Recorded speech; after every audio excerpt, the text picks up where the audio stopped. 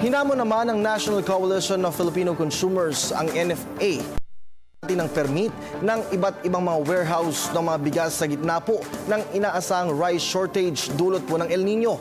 Ang detalye mula kay Alvin Baltazar.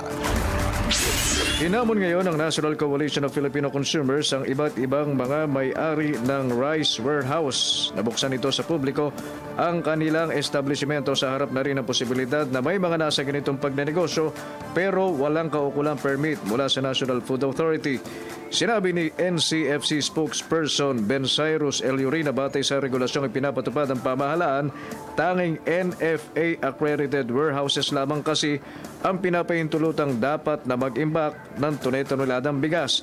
Lumalabas ayon sa impormasyong nakalap ng NCFC na may mga hindi accredited ng NFA ang ilang mga warehouse na nag-iimbak ng bigas na ipinapakalat sa merkado.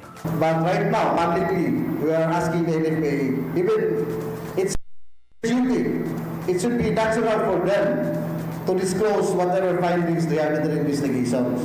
Nababahala din ang grupo na maaaring baka magamit ang ilang mga rice warehouse na mga grupong may iligal na gawain at sa huli mamanipula ang presyo sa merkado ng bigas. Ito rin anya ang dapat na silipin ng NFA bukod sa dapat na tingnan nga kung legal o kung may mga kailangan dokumentong maproseso ang ilang mga warehouse para makapag-imbak ng nabanggit na produkto. We demand full disclosure kasi this issue concerns public welfare. Nanawagan ng grupo sa National Food Authority na agad magsagawa ng pagsisiyasat patungkol dito, lalo tinaasahang magkakaroon ng kakulangan sa supply ng bigas dahil sa nararanasan at mararanasan pang El Nino. Para sa Telebisyon ng Bayan, Alvin Baltazar.